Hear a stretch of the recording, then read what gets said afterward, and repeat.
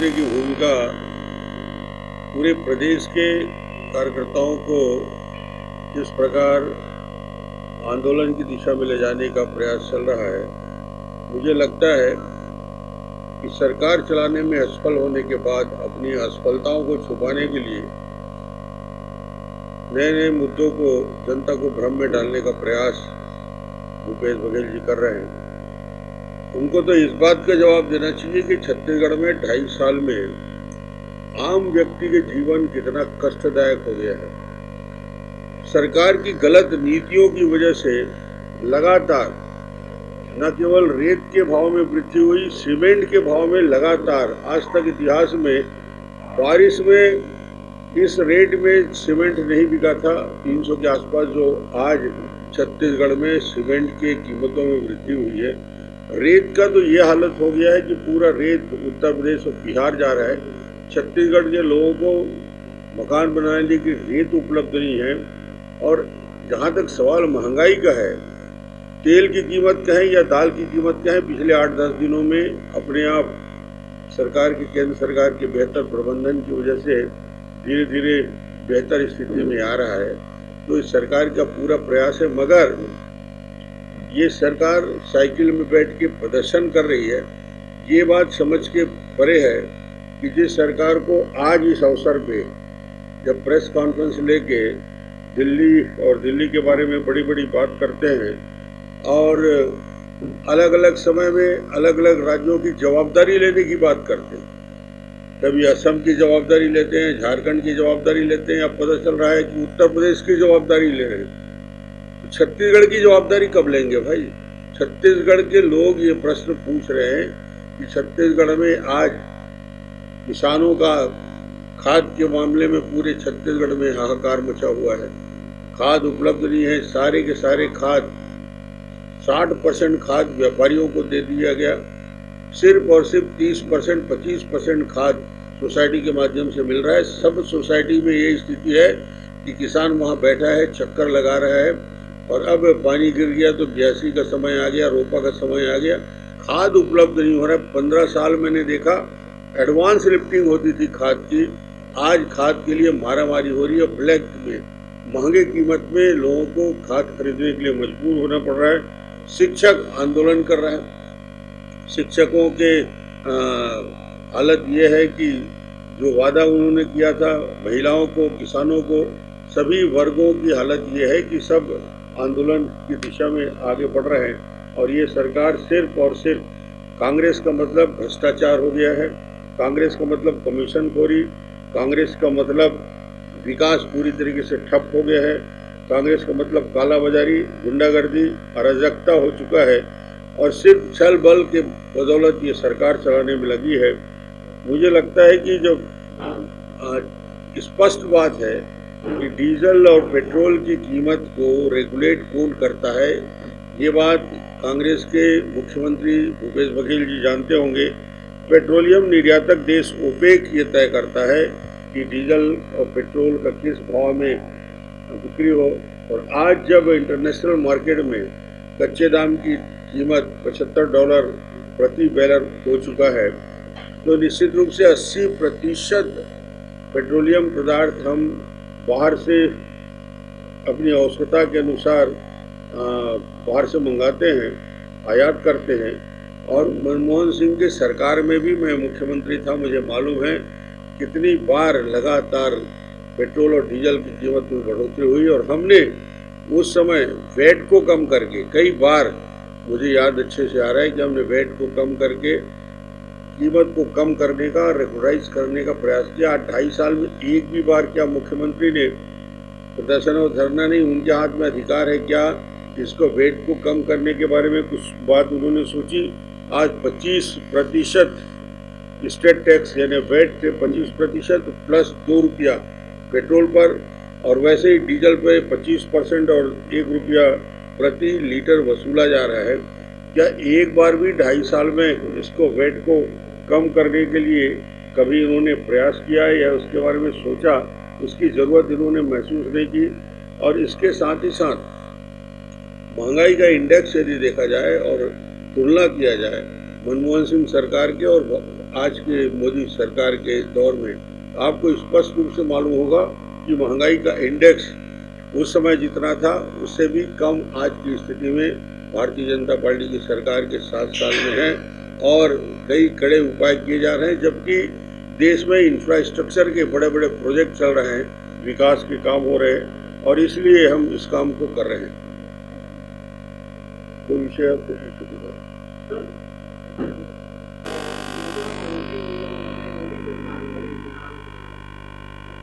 नहीं, मुझे कांग्रेस की ये नीति रही है कि हल्ला करो और जब उनके पास कोई मुद्दा नहीं होता वो छोटे से बड़ा नेता, चाहे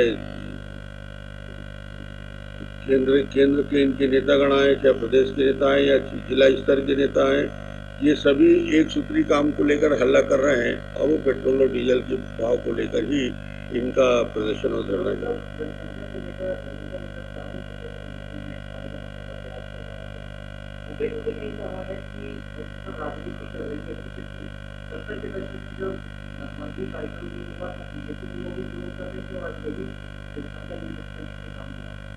जनसंघ का नियंत्रण को लेकर बड़ा स्पष्ट नीति है कि जिस प्रकार आबादी का प्रतिशत तेजी के साथ देश में बढ़ता जा रहा है, अब आवश्यकता इस बात की आ गई है कि देश में जनसंख्या नियंत्रण के लिए कानून बने और कानून बनने की आवश्यकता देश के सभी राजनीतिक दल के महसूस करते हैं और सबकी मान्यता है कि पॉपुलेशन पे कंट्रोल होना चाहिए, क्योंकि संसाधन हमारे उतने हैं, आबादी का प्रतिशत बढ़ता जा रहा है और बढ़ता जाएगा। यदि पॉपुलेशन पे हमने कंट्रोल नहीं किया तो पूरे देश में क्या स्थिति बनेगी, अराजकता की स्थिति होगी और इसके लिए कानून बनाकर और लोगों को जागृति लाकर, लोगों को समझाइश देकर जनसंख्या नियंत्रण के लिए अभियान चलाकर किया जाएगा। कांग्रेस की तरह नहीं, कांग्रेस का जनसंख्या नियंत्रण आज भी पूरे दुनिया में सबसे ज़्यादा प्रसिद्ध है।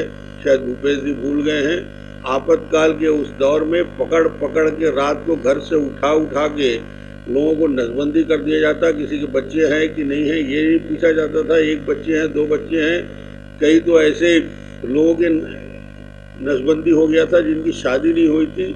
इस प्रकार के पकड़ धकड़ करके संजय गांधी के उस दौर को शायद दुनिया नहीं भूली है। हम उस प्रकार के नसबंदी, परिवार नियोजन नहीं चाहेंगे, हम उस प्रकार का कानून नहीं चाहेंगे। लोगों को सहमति करा के जनसंख्या नियंत्रण के लिए प्रयास करके कंट्रोल करने का प्रयास करेंगे और ये कानून आम सहमति होगी, सबकी सहमति से बनाया जाएगा। तो ये हालत है कि कांग्रेस के अंदर कोई स्वाभिमानी व्यक्ति रहने की स्थिति में नहीं है। जो तलवे चाटने की राजनीति कर सकता है वो ही कांग्रेस के अंदर टिक सकता है। असम के मुख्यमंत्री आज विश्व शर्मा को आप देखिए, स्वाभिमान की वजह से उन्होंने कांग्रेस छोड़ी और आज मुख्यमंत्री के पद में है। आप भूले नहीं होंगे G23 23 लोगों का ग्रुप जो कांग्रेस की कर्णधार है 30-40 साल से, उन G23 के सारे सदस्यों ने कांग्रेस के अंदर के हालात की चिंता व्यक्त करते हुए कहा कि कम से कम कांग्रेस में सुनने की प्रक्रिया तो शुरू हो, हमारी इज्जत और स्वाभिमान तो रहे। जो स्वाभिमानी व्यक्ति है वो धीरे धीरे कांग्रेस छोड़ने की प्रक्रिया में, और माधवराव सिंधिया भी अपने अपमान को और अपमान की वजह से स्वाभिमान के लिए वो कांग्रेस छोड़ के आए और आज केंद्रीय मंत्री के पद में बैठे हुए हैं। तो कांग्रेस और कांग्रेस की परंपरा और प्रक्रिया तो यही है कि कांग्रेस की नीति यही है कि उनकी पूरी पार्टी सिर्फ और सिर्फ सोनिया गांधी और राहुल गांधी के इर्द गिर्द सोचती है। इनका और कोई दूसरा ना सोच है ना एम।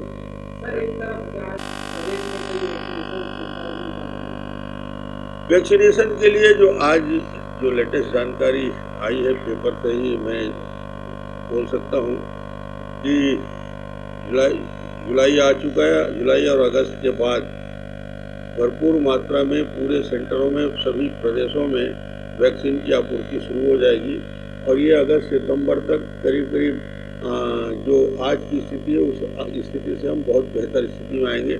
अभी भी वैक्सीनेशन कहीं न कहीं बेहतर तरीके से पूरे प्रदेश में चल रहा है, कुछ सेंटरों में कमी।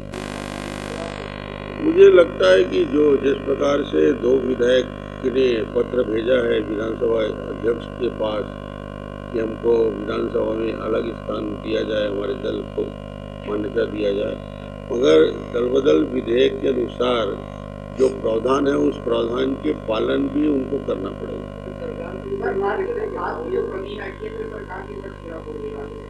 मैंने प्रेस कॉन्फ्रेंस इसी जगह में खड़े होकर आपको बताया था कि वो चाहे DAP हो, यूरिया हो, अन्य खाद हो, जो राज्य सरकार का जो कोटा तय होता है वो रबी और खरीफ का दोनों का मिला जुला तय होता है, और रबी और खरीफ के लिए पूरा का पूरा कोटा के टारगेट के अनुसार केंद्र सरकार ने जितना यूरिया, सुपर फास्फेट और DAP दिया है, अभी के स्थिति में जो इनके पास जो स्टॉक है वो स्टॉक आज के तारीख में तीनों खाद का इनके पास उपलब्ध है।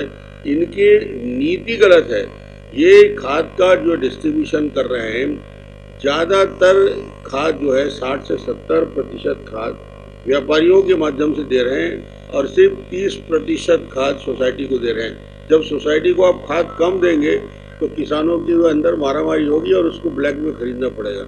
इनको ज़्यादा से ज़्यादा खाद सोसाइटी में पहुंचाना चाहिए और तो ये स्थिति बदलेगी। मगर ये व्यापारियों को लाभ देने के लिए, काला बाजारी को बढ़ावा देने के लिए इस प्रकार की नीति अपना रहे हैं। खाद पर्याप्त मात्रा में और जो इनका डिमांड है उस डिमांड के आधार पर इनको उपलब्ध है, और दोनों रबी और खरीफ के लिए कार्यक्रम बनाकर प्रोग्राम के हिसाब से सभी राज्यों को बिना डिमांड के रेगुलर खाद की आपूर्ति होती रहती है। ओलंपिक जो अभी ऑर्गेनाइज किया गया,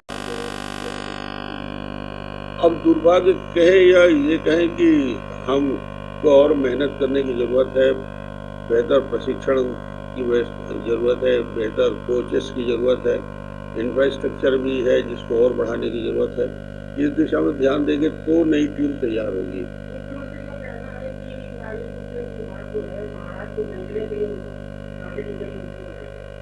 अब इनको तो हर चीज का पहले से सपना आ जाता है कि कौन बिक रहा है, क्या नहीं बिक रहा है, इसका कोई इलाज नहीं है।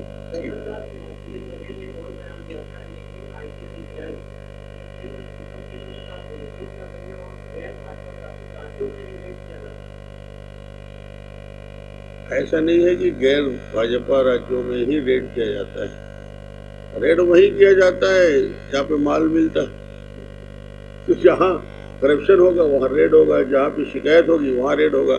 बिना शिकायत के, बिना जहाँ धुआं दिखता है, इसका मतलब समझ जाओ कि आग तो लगे है कहीं न कहीं।